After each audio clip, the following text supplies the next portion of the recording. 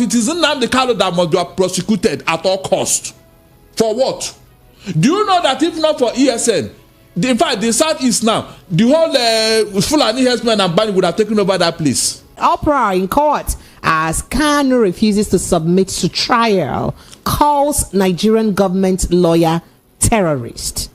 And then another caption has it, treason charge. Why federal government can't try me again? Kanu tells court. It is now time for us to begin to look at those conversations that has been making the round all day. What you have been talking about, especially from the political scene all day. So let's get started with this story from Nnamdi Kanu, or fallout or outcome of the proceedings today in court. So detained leader of the proscribed indigenous people of Biafra, as the paper has it, Nnamdi Kanu, caused an uproar at the Federal High Court in Abuja today, Monday, when he refused to submit himself for trial in the terrorism charges against him. The development eventually forced Justice Binta Nyako to adjourn the trial to June 19 in order to calm the situation. Now, shouting on top of his voice, Kanu vowed he would not submit himself to trial, claiming that the Nigerian government has no powers under the Constitution and international laws to file criminal charges against him.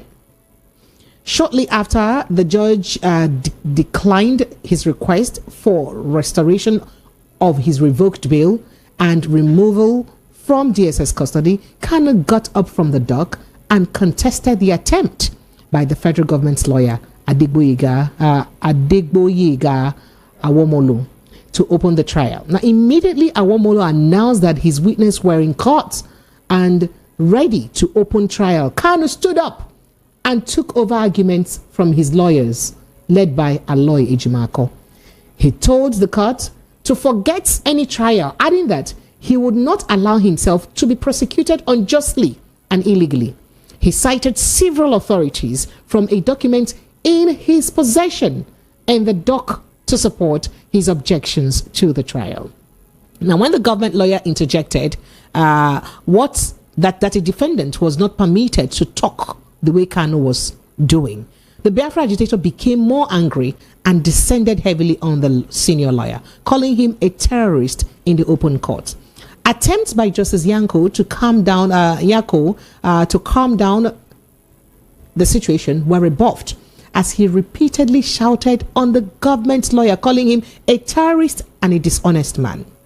As current chairman of body of benches, you are supposed to know the Constitution and uphold it, Kanu said, referring to Awomolo. Apparently, unhappy with Kanu's outburst, Awomolo told Justice Nyako that such habit is expected. He is only acting on emotions. I am not offended. I am not provoked, the senior lawyer submitted. In a bid to save the situation, the court agreed to a request by Kanu's lawyer for an adjournment to enable the legal team consult with him in a clean room where there should be no eavesdropping. Justice Nyako subsequently fixed June 19 and 21 for commencement of trial. Now, he tried as much as possible to also mention that, give reasons why he thinks that he cannot be filed, he cannot be tried. Okay. In fact, according to him, he said that the government acted in breach of international treaties it entered into. That's what he said. He said the federal government acted in breach of the international treaties it entered into when it forcefully arrested him in Kenya and rendered him back to the country for the continuation of his trial. All right. Barrister Darlington, before I let you talk, let's quickly play some excerpts from that court proceedings so you get to understand exactly what we're talking about and exactly what it was that was said by Nnamdi Kanu. Take a listen. An excerpt from that court proceedings so you get to understand exactly what we're talking about and exactly what it was that was. There is a decision of the court taking into consideration all the conditions laid down in Muhammad Abacha estate. But that's when you read. But that's when you read. You said here by law that you made that the defendant has now made application. Now that's the and determine the issue that is glaring laid down, which is the absence of the defendant from the court since 25th of April 2017 until he was produced on the 29th of June. My lord, which was exactly what the Supreme Court did. They said that he did not jump bail. These criminals came to my house to kill me. That's what the Supreme Court said. This is in your own court, my Lord. So I cannot understand, my Lord, why my trial will be conducted contrary to the Constitution of Nigeria that said I must have free and unfettered access to my counsel. It's here. This is the law of Nigeria. Terrorism Prohibition and Prevention Act says I cannot be tried in Nigeria. That's the law of Nigeria. I can never be tried in any court of law in Nigeria. That's what the law says. Anybody standing in trial or coming to try me is a terrorist. That's what their law says. Section not me. As simple as that. Section 2, subsection 3F of Terrorism Prevention and Prohibition Act. That's what it says. Any court considered to try me is committing an act of terrorism. Yes. It's very clear. You cannot violate a treaty that Nigeria entered into and then come to try that very person. Is not done anywhere in the world. So you must be aware of that. So that is why there is all these ridiculous delays. That is what Supreme Court said. I did not jump bail. My home was invaded. They came to kill me and I survived. They came to Kenya to kidnap me, brought me back to this country and seeking to try me, which the law says cannot happen. You cannot violate a treaty that Nigeria entered into and then hope to stand on that illegality to conduct the trial. Is not done anywhere in the world. I have in my case. Nobody has, there's no exception. No exception whatsoever. That's what the law says. Section 12 of the Constitution, what does it say? Any treaty ratified by Nigeria becomes law. It's law. You cannot change it. It doesn't matter what they do. All these shenanigans is just pure rubbish. You never stand. Not with me. Okay. I believe in justice and fairness. That's all. Nigeria signed to stand by, not to rendition.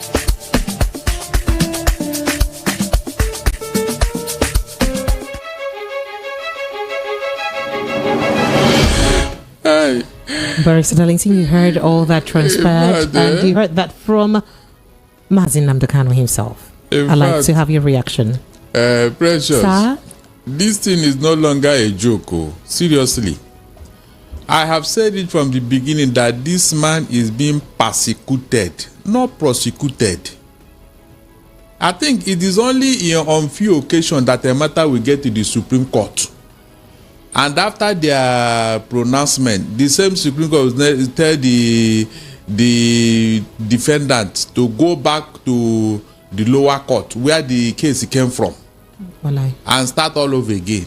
Okay. I mean, it sounds so strange. All the pronouncement the Supreme Court made, why is it that nobody looked into it? Why is it that nobody, a whole Supreme Court, he has said that this man, he has no case to answer. His bail shouldn't have been revoked in the first place. After listening to him, I'm talking of Supreme Court. So why is it that nobody looked at that particular pronouncement by the Supreme Court? The young man is right in what he's doing, because you have pushed him to the wall. So he tried to defend the fact that they said he jumped bail, and he said that he didn't jump bail. That was because there is evidence that he came to his house to kill him. That was the reason why, and that's why he ran away. That was why the Supreme Court said that they shouldn't have revoked his bail. That is the truth. And for him to have been renditioned from Kenya, it is equally illegal. The court said that they don't even have any law to try him. It is clear. Remember when Chief Mike Ezokome went to court and all the 15 count charges were trashed out? It's on record. So why is it that the court have not deemed it fit to say, look, we are wasting our time and the time of this young man. Let us do the needful. What are you going to try now? They are standing on illegality. Even the senior lawyer, Aromolabi, yes, he said that the reaction of the young man is expected. That means they know that they are pushing him to the wall. He said that it is expected. That means he knows that this man is unjustly being treated. So his reaction is expected. He said it. He knows that the man is unjustly treated. It has never happened. Precious, do you remember that, what's his name? Bawa, the former EFCC chairman. Yes, please. When he was taken in by DSS, throughout the days he was staying there, he did not even write a statement. He did not even appear in court. He refused. Eventually, they asked him to go. The same thing with Dasuki. For the years Dasuki that they stayed there. They refused to even because the Dasuki insisted that he must be the trial must go on in an open court. But they said they want to try him in secret. He said no. He didn't appear in any court. They got tired of him and asked him to go home. You have so many cases. Magu, the same EFCC, former EFCC chairman, what happened to him? Buhari did not even allow anybody to prosecute him. He was never confirmed by the Senate. For the 5 years he stayed there. And he had to go. And he was even promoted. Precious, somebody in this country today, somebody declared, and in fact he declared a fatwa on the wife of the president of this country. He said it. One Alhaji Tenshi, Abi Sheikh Tenshi. He said it that they should kill the Tinubu's wife. That she's an infidel. Openly. Without any apology. Precious, up to today, did anybody even call that man to come and say why he said what he said? Up to today, did anybody? I mean, what is worse than that? By that man, what is attacking a woman that she is an infidel that God told him? Imagine if any other party from the south here have made such a statement. Imagine what would have happened. But the man is going about free. Nobody arrested him. Nobody said anything. Precious, as I talk to you today, terrorists. I'm talking of terrorists who have wiped out an entire village in the north. They are walking about free. They are even when they are captured, they are being brought back to the society. Sunday Igboho declared a secession address before the camera. He removed the Yoruba race from the Nigerian map. He brought out all the state apparatus of state status. Their currency, the Fadaka, their flag, everything, their camouflage, all the documents. He displayed it. What happened to him at the end of the day? He was chased into Benin Republic. Okay, when he was released from Benin Republic, why didn't they bring him back to Nigeria to come and answer charges? Why did they bring him back to Nigeria to come and answer charges for what he did? I'm talking of he read a secessionist address before the public, before the camera. What is worse than that? Is that not reasonable felony? He is now enjoying himself in Germany with his wife. Showore declared a revolution now. I mean, openly, and he acted on it. He mobilized people all over the country. At the end of the day, what happened? The Attorney General entered the nollie prosecute, and he was asked to go home. Please tell me, what is worse than all this one I've just mentioned now? Nnamdi Kanu is a self-determination group or leader, which is enshrined in the constitution of the United Nations, and our Nigerian government, they are aware of all these things. That is why up to today nobody have declared IPOB a terrorist organization apart from Buhari. No other person, no other country in the whole world. It is only this government of Buhari. But what has happened all over Nigeria, which I've just listed now, including what's going on in the north, they will not want to pay attention to all those ones. But it is Nnamdi Kanu that must be prosecuted at all costs. For what? Do you know that if not for ESN, in fact, the southeast now, the whole Fulani herdsmen and Bani would have taken over that place? Are you not aware? If not for what those people are doing to protect the indigenous of the southeast,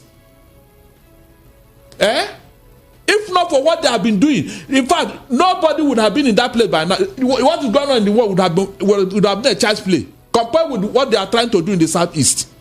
Every time they will load people in trailer load and go and dump them in Imo State or Ebonyi State. For what? To be attacking our people. No, the federal government is not aware of all this in Sabi. They are not aware. Right, you said ESN did it, but they are protecting the people. I have asked anybody, I challenge anybody, tell me anytime ESN have gone to any village in the southeast or anywhere in Nigeria and start killing people and start taxing them before they can go to farm. All right, let's quickly move to the next. So why would they not say that Nnamdi Kanu did this, he did it? People are very economical with the truth. You hide your own, the log on your own eyes, you hide it, and you want to throw a small speck in my own eyes. You mean the international community, do you know better than them? Why have they not declared Nnamdi a terrorist? It is only you that know him as a terrorist. It is only you. You forgot the real issue that he's pursuing. Do you know that this Amoteku and all this that they started later? Nnamdi started it ahead of time because he saw what was going on. He started ESN before any other person. Is it not to protect the people? No, tell me, is it not to protect the people? Tell me when ESN have gone killing people in the southeast, killing villagers, killing Igbos. Tell me when did it happen? Or start collecting tax like they are doing in the north now. That terrorists will take over an entire village and start taxing them, killing people, raping people, or that ESN kidnap anybody and start asking for ransom. They cannot explain all these things. So you just want to look. They are taking this thing too far. It's unfair. Serious is unfair. All right. Very, very unfair. Barrister Darlington, it's important to just put out a disclaimer there that these are purely your opinion and doesn't in any way represent that. It is my opinion, and there are facts. There are facts. Yes, there are facts.